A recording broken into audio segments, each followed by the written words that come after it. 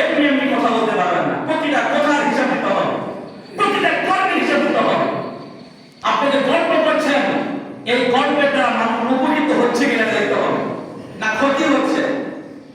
গল্প এমন গল্প হতে হবে যে গল্পটা ইসলামতান্ত্রিক গল্প, আল্লাহ সন্তুষ্ট হয়, যে গল্পের মাধ্যমে মানুষ হেদায়েতের কথা আসে, ভালো কাজ করতে পারে, এমন গল্প বলেন। অনর্থক কোনো কথা মুখে বের হলে এই কথার হিসাব দিতে হবে কিনা বলেন? অবশ্যই হিসাব দিতে হবে। এই জন্য আল্লাহ রাসূল বলতেছেন, বান্দা যখন কোনো গুনাহ কাজ করে তার অন্তরে একটা কালো দাগ পড়ে যায়।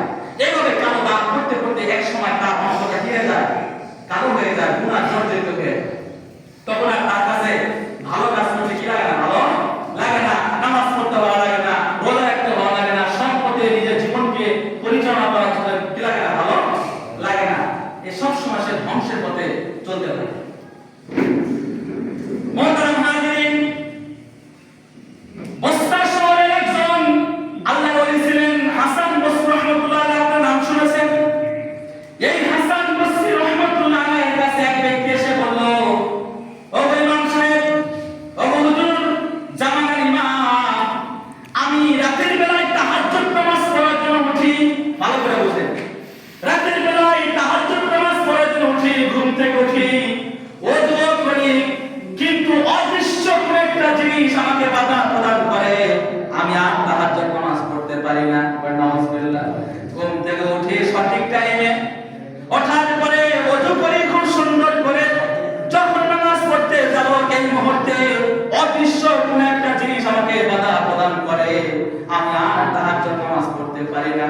এর কারণ কি আমাকে একটু বলেন। হাসান বসরি রাহমাতুল্লাহ আলাইহি ডাকতে বলেন, খুব সুন্দর একটা কথা বললেন, ও আল্লাহর বান্দা, তোমার জিন্দেগির দিকে তুমি প্রশ্ন করো, তোমার লাইফের দিকে প্রশ্ন করো, তোমার জীবনকে প্রশ্ন করো। দিনের বেলা তুমি যে কর্মগুলো করো এই কর্মটা যদি গুনার কাজ হয়, পাপের সাথে যদি জড়িত থাকো, দিনের বেলা যদি পাপ কাজ করো, ওই পাপটাই তোমাকে বাধা প্রদান করে রাতের বেলায় তাহাজ্জুদ নামাজ পড়তে পারে। নাউজুবিল্লাহ। বুঝতে পারছেন কথা? দিনের বেলা যারা অপচয় সময় নষ্ট করে, অনর্থক কাজ করে, গুনাহে জড়িত, এই সকল মানুষকে ইবাদত বন্দী করতে বাধা প্রদান করে গুনার কাজ।